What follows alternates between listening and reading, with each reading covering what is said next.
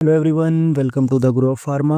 तो आज की इस वीडियो में हम लोग बात करने वाले हैं प्री फॉर्मुलेशन लेक्चर 4, जो हमारा क्रैश कोर्स चल रहा है जीपैट एंड नाईपैट 2025 के लिए। उसी के अंदर में प्री फॉर्मुलेशन टॉपिक का ये लेक्चर 4 होने वाला है। इससे पहले हमने 3 लेक्चर ऑलरेडी कवर कर रखे हैं, जिसमें प्री फॉर्मुलेशन के डिफरेंट पार्ट्स को हमने कवर कर रखा है। इस वीडियो में हम स्टेबिलिटी एनालिसिस और केमिकल कैरेक्टरिस्टिक्स की बात करेंगे, और साथ में इसी से ये वीडियो हमारा मतलब प्री फॉर्मुलेशन टॉपिक जो है वो कंप्लीट हो जाएगा। इसके बाद इसका एक वीडियो आएगा जिसमें हम इसके पीवाईक्यूज, जीपैट एंड नाइपर के पीवाईक्यूज का डिस्कशन करेंगे, और उसके बाद फिर हम डोसेज फॉर्म पे आगे बढ़ेंगे। ठीक है, वीडियो स्टार्ट करो उससे पहले अगर अभी तक आप चैनल पे नए हो तो फटाफट से चैनल को सब्सक्राइब करो। साथ में आप इंस्टाग्राम पेज पे भी हमसे जुड़ सकते हो, ग्रो ऑफ फार्मा के नाम से हमारा इंस्टाग्राम पेज है। टेलीग्राम चैनल जाके जरूर से ज्वाइन कर लेना, सारी नोट्स और अपडेट्स वहाँ मिल जाती हैं। और साथ में व्हाट्सएप ग्रुप ज्वाइन कर लेना, क्योंकि वहाँ से भी हम सारे अपडेट्स और सारे डिस्कशन और सब कुछ व्हाट्सएप ग्रुप पे होता रहता है। वहाँ से आप अपने क्वेश्चंस भी मुझसे पूछ सकते हो। ठीक है, तो फिर सारे लिंक्स डिस्क्रिप्शन में है, ज्वाइन कर लेना। बट अगर अभी आपने इससे पहले 3 लेक्चर जो नहीं है देखे हैं प्री फॉर्म के, तो फटाफट से उसको जाके एक बार चेकआउट कर लेना, क्योंकि वो सारे लेक्चर्स बहुत ज़्यादा इंपॉर्टेंट है। उसके बिना आपको ये चीज़ें थोड़ा सा आप रिलेट नहीं कर पाओगे। ठीक है, चलो फिर फटाफट से वीडियो को स्टार्ट करते हैं।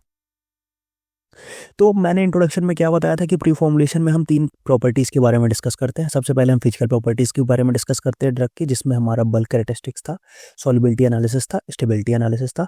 फिर हम बात करते हैं chemical properties of the drug की, जिसमें अलग अलग oxidation, hydrolysis, reduction, polymerization, racemization, photolysis, ये सारी चीज़ें मैं कवर कर चुका हूँ ये इंट्रो वाला पोर्शन में।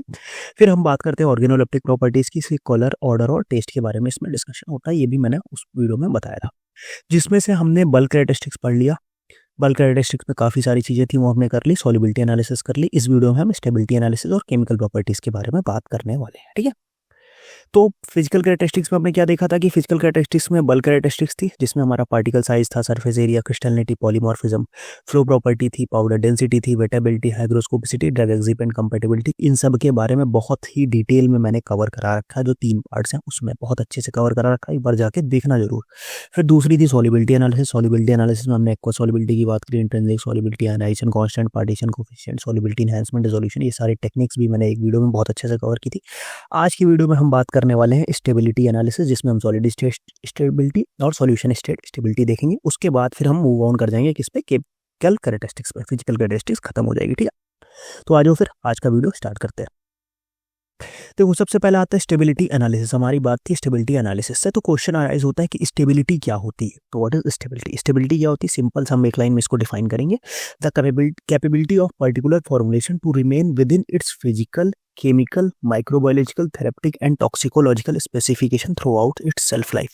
मतलब क्या कह रहा है कि कोई भी फॉर्मुलेशन है, फॉर्मुलेशन कुछ भी हो, हमें उससे नहीं मतलब है, कोई भी फॉर्मुलेशन की जो कैपेबिलिटी होती है कि वो अपनी फिजिकल कैरेक्टरिस्टिक्स को chemical properties, microbiological properties, therapeutic properties और टॉक्सिकोलॉजिक प्रॉपर्टीज, जो उसका जो लेवल है उसको मेंटेन कर सके जब तक उसकी सेल्फ लाइफ है। मतलब जब तक एक्सपायरी डेट उसकी नहीं आ जाती तब तक वो physical, chemical, microbiological, therapeutic and toxicological जो उसकी प्रॉपर्टीज है उसको मेंटेन करके रखे, तो उसको हम क्या बोलते हैं, उस कंडीशन को बोलते हैं स्टेबिलिटी। तब हम कहेंगे कि जो हमारी डोजेस फॉर्म है वो स्टेबल है। ठीक है, अब फैक्टर कौन कौन से हैं जो स्टेबिलिटी को अफेक्ट करते हैं? 3 फैक्टर मेनली है। एक है इन्वायरमेंटल फैक्टर, दूसरा है इंटरनल फैक्टर, और third one is formulation factor. 3 factor affect करते हैं। सबसे पहले इंटरनल फैक्टर की अगर हम बात करेंगे, तो इंटरनल फैक्टर में हमारे कौन कौन से हैं? केमिकल स्ट्रक्चर, जो हमारा ड्रग का केमिकल स्ट्रक्चर है वो अफेक्ट करेगा।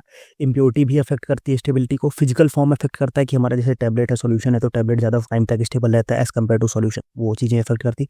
मॉइस्चर कंटेंट भी अफेक्ट करता है। पार्टिकल साइज अफेक्ट करता है। पार्टिकल साइज कैसे अफेक्ट करता है स्टेबिलिटी को? ये मैंने जब पार्टिकल साइज और सरफेस एरिया बताया था, तो वहाँ पे मैंने एक टर्म बताया था कि सरफेस एरिया और पार्टिकल साइज रिड्यूस करने का आपको एक एडवांटेज तो पता है, बट डिसएडवांटेज भी मैंने वहाँ बताया था।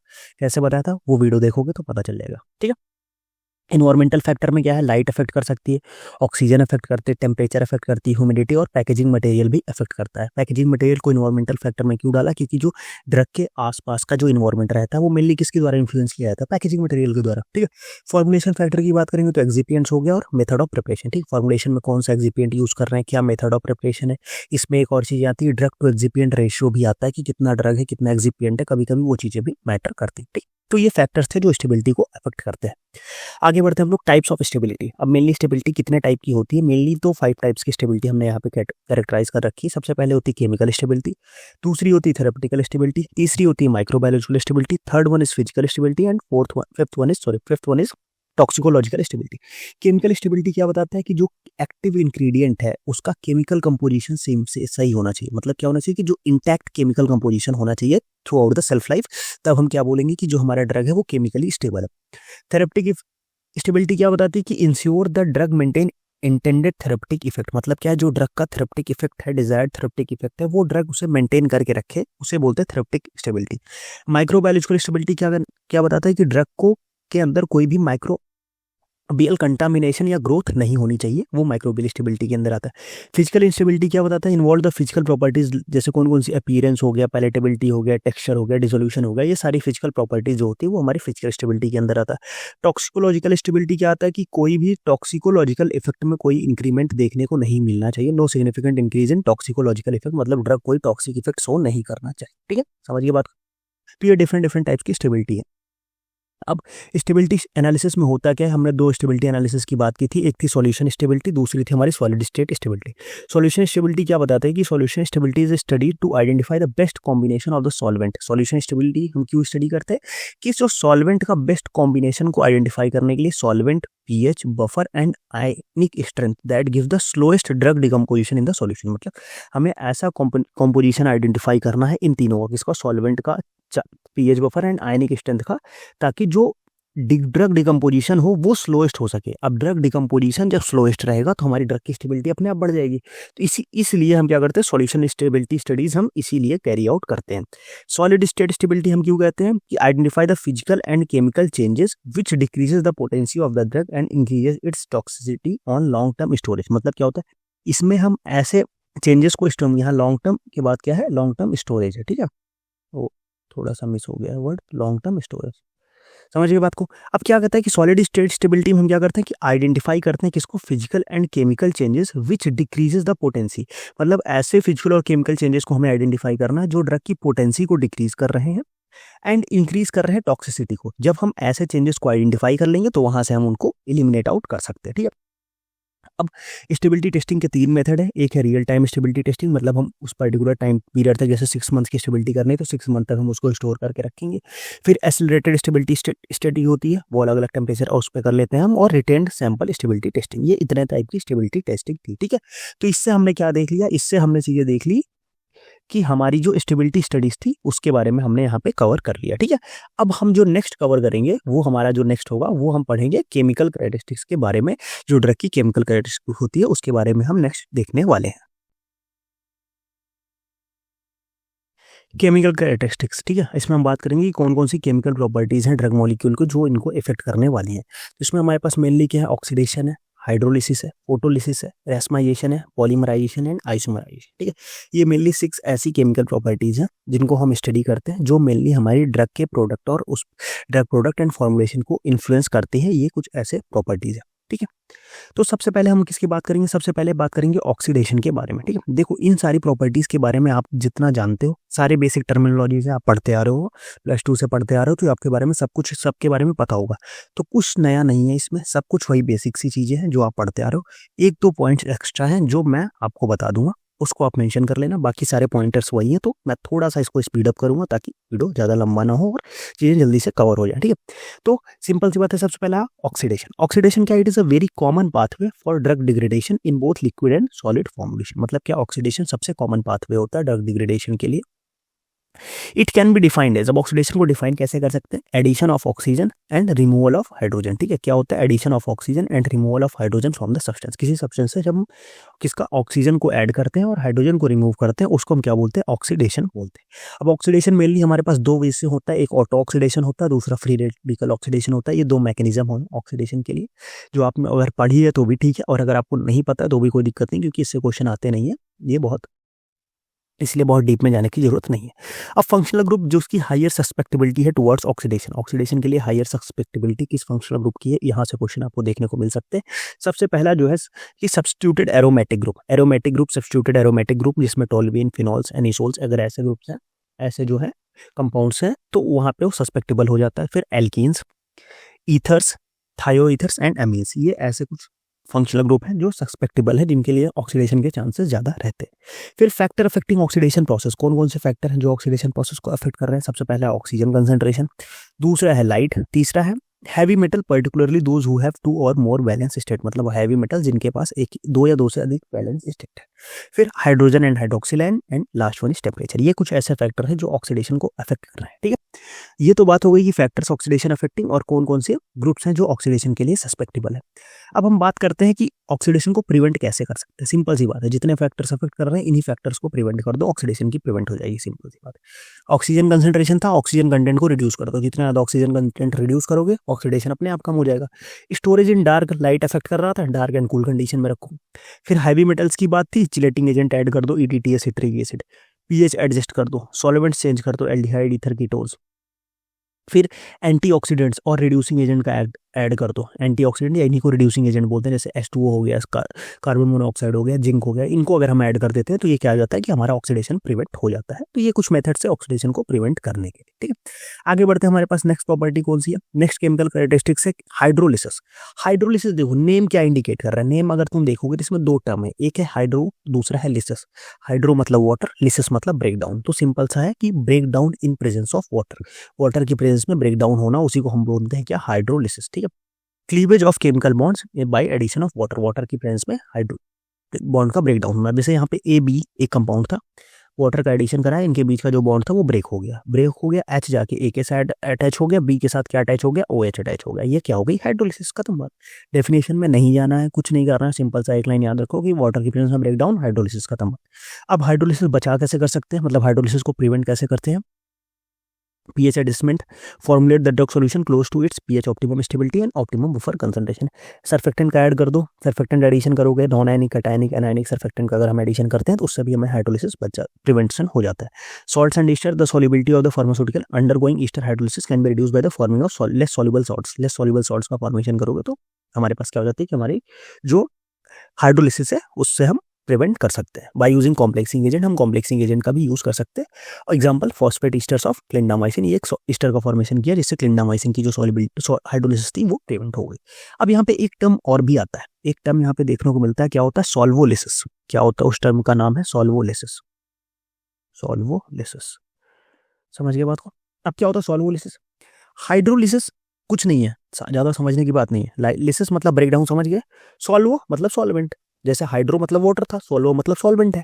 तो अगर वाटर की जगह किसी सॉल्वेंट की प्रेजेंस में ये ब्रेक डाउन हो रहा है तो उसको हम क्या बोलेंगे, सॉल्वोलिसिस बोलेंगे। जैसे वाटर की प्रेजेंस में ब्रेक डाउन हो रहा था, इसको हमने हाइड्रोलिसिस बोल दिया था। सेम अगर किसी सॉल्वेंट की प्रेजेंस में ब्रेक डाउन हो रहा है, इसको हम सॉल्वोलिसिस बोल देंगे। सिंपल सी बात है, ज्यादा दिमाग क्यों लगाना, दिमाग नहीं लगाना है ना। नेक्स्ट फोटोलिसिस, हाइड्रोलिसिस देखा, वो सॉल्वोलिसिस देखा, फोटोलिसिस देखा। अब देखो जैसे तुम वीडियो देखते रहते हो तो अगर तुम्हें जो भी चीजें समझ में आ रही हैं और जो तुम्हें डाउट्स हैं वो तुम चैट बॉक्स में पूछते रहा करो, क्योंकि मैं उस टाइम पे अवेलेबल रहता हूँ चैट बॉक्स में तुम्हारे सारे डाउट्स क्लियर करने के लिए। तो चैट बॉक्स को थोड़ा सा इंटरेक्टिव बना के रखा करो, मैसेजेस ड्रॉप करते रहा करो चैट बॉक्स में, ठीक है। फोटोलिसिस, फोटोलिसिस का क्या मतलब होता है, सिंपल सी बात है, अभी समझाया। लिसिस मतलब ब्रेकडाउन, फोटो मतलब फोटोन, फोटोन मतलब लाइट, फोटो मतलब लाइट। तो मतलब लाइट की प्रेजेंस में या फोटॉन्स, लाइट की प्रेजेंस में फोटो या फोटॉन्स के द्वारा जो ब्रेक डाउन होता है उसी को बोलते हैं फोटोलिसिस। फोटोलिसिस को और क्या बोलते हैं, फोटो डिसोसिएशन। फोटोलिसिस या photo decomposition is a chemical reaction in which a chemical compound is broken down by the photons. Simple सी बात है, फोटॉन्स के द्वारा जो ब्रेक डाउन होता है उसी को बोलते हैं क्या, फोटोलिसिस। अब फोटोलिसिस को प्रिवेंट कैसे कर सकते हो, सुटेबल पैकेजिंग कर सकते हो। अब पैकेजिंग में तुम येलो कलर की ग्लास पैकेजिंग कर सकते हो, ग्रीन कलर की ग्लास पैकेजिंग कर सकते हो, एम्बर कलर की ग्लास पैकेजिंग कर सकते हो। अब ये पैकेजिंग का भी कुछ रोल होता है, जैसे येलो और ग्रीन कलर की जो ग्लास पैकेजिंग होती है वो हम यूवी रीजन से प्रोटेक्शन के लिए करते हैं, वाइल जो हमारी एम्बर कलर की ग्लास पैकेजिंग होती है वो IR रीजन से प्रोटेक्शन के लिए कर सकते हैं। फिर protection of drug from the light. अब लाइट से भी कुछ ड्रग का मतलब ये तो स्टोरेज हो गया, कुछ ये फॉर्मुलेशन की बात हो गई। कुछ क्या होता है ड्रग में भी प्रॉब्लम, मतलब ड्रग को भी डायरेक्टली हमें लाइट की प्रेजेंस में नहीं रखना होता, इसीलिए जो हमारी निफेडिपिन का जो मैन्युफैक्चरिंग होती है वो हम किसमें, अंडर द सोडियम लाइट के अंडर में निफेडिपिन का मैन्युफैक्चरिंग करते हैं। अवॉइडिंग द सन बाथ भी अवॉइड करना, मतलब डायरेक्टली सन के कॉन्टेक्ट में नहीं लाना है फॉर्मुलेशन को, समझ गए बात को। तो ये चीजें थी हमारी, क्या थी, ये थी हमारी फोटोलिसिस। आगे बढ़ते हैं हम लोग, नेक्स्ट क्या है, रैस्माइजेशन। नेक्स्ट कौन सा क्राइटेरिया, नेक्स्ट क्राइटेरिया है हमारा racemization. It is the process in which one enantiomer of a compound converts to the other enantiomer. Simple सी बात है, जैसे यहाँ पे देखो एक है R कन्फिगुरेशन, दूसरा है S कन्फिगुरेशन। अब जो R कन्फिगुरेशन से S में कन्वर्जन हो जाए या S कन्फिगुरेशन से R में कन्वर्जन हो जाए, इसी प्रोसेस को बोलते हैं क्या, रैस्माइजेशन। मतलब एक इनएंशियोमर जो है वो दूसरे इनएंशियोमर में कन्वर्ट हो रहा है, इस प्रोसेस को हम बोल रहे हैं रैस्माइजेशन। और इसी कन्वर्जन के बाद एक टाइम ऐसा आता है कि दोनों जो इनएंशियोमर है वो 50-50 हो जाते हैं। दोनों इनैंशियोमर क्या हो गए 50-50 हो गए। तो 50-50 हो गए तो ये जो फॉर्म बनता है इसको बोलते हैं रैस्मिक मिक्सचर। दोनों इनैंशियोमर 50-50 कंसेंट्रेशन में आ गए, इसको हमने बोल दिया क्या रैस्मिक मिक्सचर। अब यहाँ पे चीजें हो जाती है कि जब दोनों इनैंशियोमर 50-50 आ गए तो ये जो हमारा रैस्मिक मिक्सचर है ये क्या हो जाता है, ये इनएक्टिव हो जाता है। ये क्या हो जाता है, ये इनएक्टिव हो जाता है। समझे बात को, आर की अलग एक्टिविटी थी, एस की अलग एक्टिविटी थी, मतलब एक्टिविटी सेम ही थी दोनों की, बट थोड़ा आर की ज्यादा थी एस की कम थी, या एस की ज्यादा थी आर की कम थी, अलग अलग कंपाउंड्स में अलग अलग वेरी करता है। बट जब दोनों इक्वल अमाउंट में आ गए तो दोनों ने कहा हम काम ही नहीं करेंगे, तो दोनों की एक्टिविटी खत्म हो गई। तो मतलब खत्म मतलब इनएक्टिव हो गए दोनों। तो इसीलिए क्या हो जाता है कि इसीलिए ये जो रेस्माइजेशन है ये हमारे लिए एक प्रॉब्लम क्रिएट करता है। The inter conversion from one isomer to another can lead to different pharmacokinetic properties, ADME, different ADME properties को हमारे पास क्रिएट करता है। जैसे कि फॉर एग्जांपल क्या है, एल इपिनेफ्रिन। एल इपिनेफ्रिन की अगर हम बात करेंगे तो 15 to 20 टाइम मोर एक्टिव होता है किसमें, डी फॉर्म में। जबकि जो हम रेस्मिक मिक्सचर बना देंगे तो क्या हो जाता है, एल फॉर्म से हाफ हो जाता है। समझे बात को, मतलब अगर डी एल एपिनेफ्रिन जो था वो डी इपिनेफ्रिन से 15 to 20 टाइम ज्यादा पोटेंट था, बट जब हमने उसका रेस्मिक मिक्सचर बना दिया, मतलब 50% एल आ गया 50% डी आ गया, तो क्या हो गया, ये जो एक्टिविटी रह गई वो क्या हो गई, हाफ हो गई। मतलब ये 15 का भी हाफ हो गया। तो ये चीजें थी। अब फैक्टर कौन कौन से फैक्टर्स अफेक्ट करते हैं रेस्माइजेशन को, टेम्परेचर हो गया, सॉल्वेंट हो गया, कैटलिस्ट हो गया, presence and absence of light, ये सारी चीजें हो गई। और जो इसका कुछ एग्जांपल्स है ड्रग, ये जिसमें एलिपेनेफ्रिन और डीपेनेफ्रिन के अलावा हमारे पास एम्फेटामिन का भी एग्जांपल ले सकते हो, तो मेथाडोन जो एनएमडी एंटागोनिस्ट है उसका भी एग्जांपल ले सकते हो। तो कई सारे एग्जांपल्स हैं जो आप जैसे जैसे कोलॉजी पढ़ते जाओगे, कोलॉजी में जब ड्रग आती जाएगी तो कुछ जगह मेंशन रहता है ऑलरेडी, और खासकर मेडिकेम में तो ज़्यादा डिटेल में मेंशन रहता है, तो वो सारी चीज़ें वहाँ पढ़ लोगे। अभी इतना ज़्यादा एग्जाम्पल देखिए और उसको रटने का कोई मतलब नहीं है, ठीक है, इसलिए मैंने यहाँ पे इंक्लूड नहीं किया। नेक्स्ट आता है पॉलीमराइजेशन। पॉलीमराइजेशन सिंपल सा अगेन वही बेसिक टर्म जो तुम पढ़ते चले आ रहे हो कि मोनोमर कंबाइन किया पॉलीमर बनाया, बस वही है, कुछ नया नहीं है यहाँ पे। Polymerization is the process of reacting monomer molecules together in a chemical reaction to form a polymer chains और 3 डायमेंशनल नेटवर्क, ठीक है। या तो चेन, जैसे मैंने चेन का एग्जांपल दिया है, और वो साथ में वो कोई 3 डायमेंशनल नेटवर्क भी बना सकते हैं, तो चाहे चेन का फॉर्मेशन हो या 3 डायमेंशनल नेटवर्क का फॉर्मेशन हो, पॉलीमराइजेशन ही कहलाएगा। It is a continuous reaction between the molecules. Molecules के बीच में क्या होता है, कॉन्टिन्यूअस रिएक्शन होता है। More than one monomer react to form a polymer, simple सी बात है। एग्जांपल देखें जैसे darkening of glucose solution is due to polymerization of break down product. मतलब जो ग्लूकोज सॉल्यूशन होता है वो पॉलीमराइजेशन की वजह से होता है। कौन सा प्रोडक्ट होता है, 5 हाइड्रोक्सी मिथाइल फर्फ्यूरन। ये क्या हो जाता है, एक colourless liquid used in synthetic resin manufacture. इस प्रोडक्ट की ब्रेकडाउन की वजह से हमारा क्या हो जाता है, जो ग्लूकोज सॉल्यूशन है वो डार्क कलर में हो जाता है। दूसरा, जब हमारे पास जो सेलैक है, सेलैक क्या है, हमारे पास एक सेलैक जो कोटिंग मटेरियल होता है, वो क्या होता है कि जब हम लॉन्ग टाइम में रखते हैं तो क्या हो जाता है, ये पॉलीमराइजेशन में चला जाता है। इससे क्या हो जाता है कि जो हमारा डिसइंटीग्रेशन टाइम और डिसोल्यूशन टाइम होता है वो प्रोलॉन्ग हो जाता है, ठीक। तो शेलैक का जो, अगर हमारे पास एक क्वेश्चन तुमसे पूछ सकता है कि जो अगर हम शेलैक की कोटिंग किए 10 मिनट और लॉन्ग टाइम के बाद वो क्या हो रहा है, उसका डिसइंटीग्रेशन टाइम और डिसोल्यूशन टाइम इंक्रीज हो गया, क्यों? तो उसका डिसइंटीग्रेशन एंड डिसोल्यूशन टाइम इसलिए इंक्रीज हुआ कि जो हमारा शेलैक था वो लॉन्ग टर्म स्टोरेज की वजह से पॉलीमराइजेशन में चला गया, पॉलीमराइजेशन कॉज हो गया, उसकी वजह से उसका जो हमारे पास क्या है, disintegration and dissolution time increase हो गया है, ठीक है। समझिए बात को, ये था पॉलीमराइजेशन। आगे बढ़ते हैं हम लोग आइसोमराइजेशन। सेम टर्म क्या है आइसोमराइजेशन में, कि एक आइसोमर से दूसरे आइसोमर में कन्वर्ट होना। It is a process by which one molecule is transformed into another molecule which has exactly the same atom but the atoms have different arrangement. Simple सी बात है, वही चीज है जो आइसोमरिज्म पढ़ते चले आ रहे हो, कि एक मॉलिक्यूल से ट्रांसफॉर्म हुआ दूसरे मॉलिक्यूल में, मतलब उसका मॉलिक्यूलर फॉर्मूला सेम रहता है और मॉलिक्यूलर स्ट्रक्चर या स्पेटियल अरेंजमेंट डिफरेंट हो जाती है। Which has exactly the same atom but the atoms have different arrangements, जैसे ABC BS। अब जैसे अगर हम इसको पढ़ेंगे, ये जैसे दोनों हमारा था, ये हमारा ABC, इसको भी पढ़ोगे ना, एक कंपाउंड है ABC, ABC एटम्स है, दूसरा कंपाउंड है उसमें भी ABC एटम्स है, ठीक है।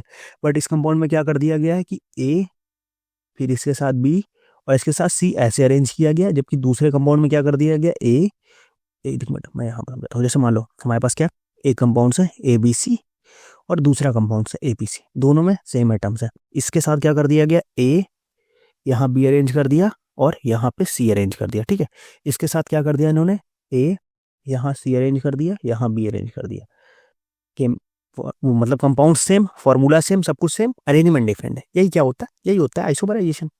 अब इसका आइसोमराइजेशन का कुछ एग्जाम्पल है और काफी अच्छा इसका इम्पैक्ट होता है अलग अलग फॉर्म्स में, वो थोड़ा एग्जांपल्स के थ्रू हम लोग देखेंगे। क्या क्या एग्जांपल है, जैसे tetracycline and its derivatives can undergo reversible isomerization at pH range 2 to 6।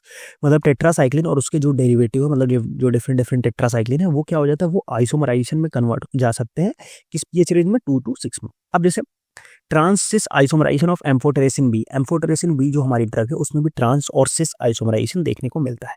Levocetirizine has smaller volume of distribution than it dextro isomerization. मतलब क्या है कि जैसे हमारे पास जो एक होता है एल लिवोसिट्रिजिन और होता है डी लिवोसिट्रिजिन। तो जो हमारे पास एल लिवोसिट्रिजिन होता है उसका जो वॉल्यूम ऑफ डिस्ट्रीब्यूशन होता है वो कम होता है एज कम्पेयर टू डी वाले का।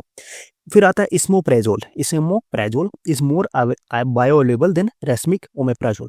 जो इस ओमेप्राजोल, सॉरी इसमें पढ़ रहा हूँ मैं, इस ओमेप्राजोल जो होती है वो जो होती है उसका जो रेस्मिक मिक्सचर ओमेप्राजोल होती है उससे ज़्यादा बायो अवेलेबल होता है। जो मैंने अभी आपको बताया अभी कि रेस्मिक मिक्सचर में वैसे भी बायो अवेलेबिलिटी कम हो जाती है, तो सेम वही कंडीशन है कि इस ओमेप्राजोल जो होती है वो ज़्यादा बायो अवेलेबल है as compare to racemic omeprazole. यहाँ पे हमने बता दिया एक आर और एस। आर जो होता है लिवोसिट्रिजिन, एस जो होता है डेक्स्ट्रोसिट्रिजिन। तो क्या था कि लिवोसिट्रिजिन जो था उसका वॉल्यूम जो है वो स्मॉलर वॉल्यूम ऑफ डिस्ट्रीब्यूशन है as compare to the dextro isomer. तो इसलिए एसिट्रिजिन का जो है वो हमारा वॉल्यूम ऑफ डिस्ट्रीब्यूशन ज़्यादा था। समझिए बात को। तो ये प्रॉपर्टीज थी आइसोमराइजेशन और सारी केमिकल कैरेक्टरिस्टिक्स यहाँ की बात हो गई। तो आज की वीडियो में हमने क्या क्या डिस्कस दिया, एक बार फटाफट से जल्दी से रिकॉल कर लेते हैं पूरा का पूरा।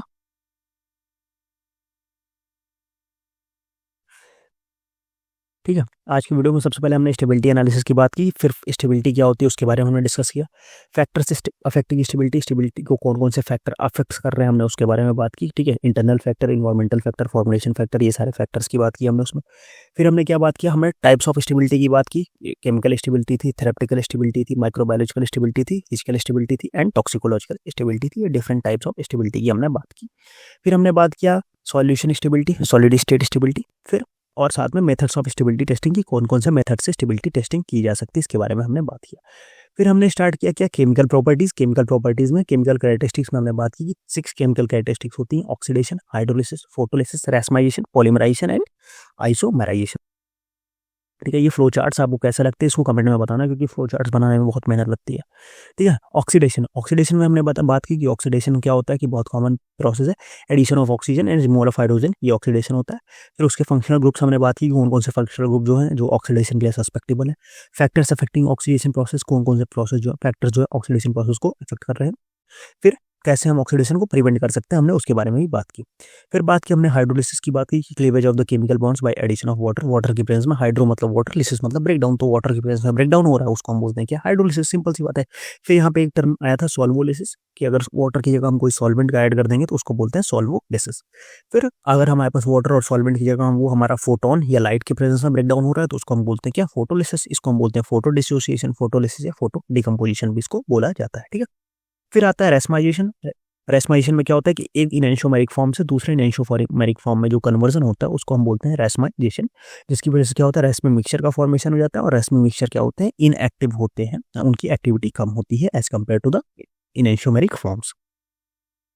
फिर हमने बात की पॉलीमराइजेशन की। पॉलीमराइजेशन क्या होता है, सिंपल सी बात है कि मोनोमर्स के कंबाइन करने के बाद एक या एक से अधिक मतलब एक तो नहीं, मोर देन वन मोनोमर्स उससे कंबाइन करके एक पॉलीमर का फॉर्म करते हैं, जो हमारा एक लॉन्ग चेन भी हो सकता है, 3 डायमेंशनल नेटवर्क भी हो सकता है। उसके बाद हमने उसमें एग्जांपल देखा कि डार्कनिंग ऑफ ग्लूकोज और सेलेक का हमने एग्जांपल लिया किसमें, पॉलीमराइजेशन में। फिर हमने लास्ट में क्या बात की, लास्ट में हमने आइसोमराइजेशन की बात की कि एक मॉलिक्यूल दूसरे फॉर्म में कन्वर्ट हो रहा है जिसका मतलब एटम सेम है, मॉलिक्यूलर फार्मूला सेम है, बट उसका स्ट्रक्चर एंड अरेंजमेंट डिफरेंट हो जाता है, उसको हम बोलते हैं आइसोमराइजेशन। इसमें हमने टेट्रासाइक्लिन, एम्फोटेरेसिन बी, लिवोसिट्राजिन, इसोमेप्राजोल, ये सारे एग्जांपल्स हमने यहाँ पे देखे। ठीक है, तो ये था कंप्लीट आपका प्री फॉर्मुलेशन, जिसमें हमने सारी चीज़ें कवर कर दी। आज ये केमिकल कैरेक्टरिस्टिक्स के साथ ये 4 लेक्चर में प्री फॉर्मुलेशन आपका कवर हो गया। कैसा लगा टॉपिक, ये पहला टॉपिक हमारा क्रैश कोर्स का पहला टॉपिक कंप्लीट हुआ। आपको कैसा लगा कमेंट करके जरूर बताओ, और साथ में वीडियो को शेयर करो, क्योंकि यार वीडियो को तुम लोग शेयर कर नहीं रहे हो। और स्टूडेंट्स ज़्यादा से ज़्यादा ज्वाइन करो, क्योंकि चीज़ें जब मेहनत करके आपके लिए लेके आ रहे हैं तो आप सपोर्ट अपना दिखाओ। ठीक है, चैनल को सब्सक्राइब करो, इंस्टाग्राम पे जाके ज्वाइन करो हमें, टेलीग्राम चैनल जाके ज्वाइन करो, और साथ में व्हाट्सएप ग्रुप ज्वाइन करो सारे अपडेट्स और सब चीज़ों के लिए वहाँ पे। ठीक है, और कमेंट जरूर करना कि वीडियो कैसा लगा। इसके बाद आपके लिए इसका एक GYQ सेशन होगा और साथ में PYQ सेशन होगा। उसके बाद फिर हम डोजेस फॉर्म स्टार्ट करेंगे, जिसमें से अलग अलग डोजेस फॉर्म, सबसे पहले एक इंट्रोडक्टरी लेक्चर होगा डोजेस फॉर्म का, उसके बाद डिफरेंट डिफरेंट डोजेस फॉर्म के बारे में हम लोग बात करेंगे। ठीक है, तो फिर आज की वीडियो में इतना ही, मिलते हैं नेक्स्ट वीडियो में, तब तक के लिए बाय बाय।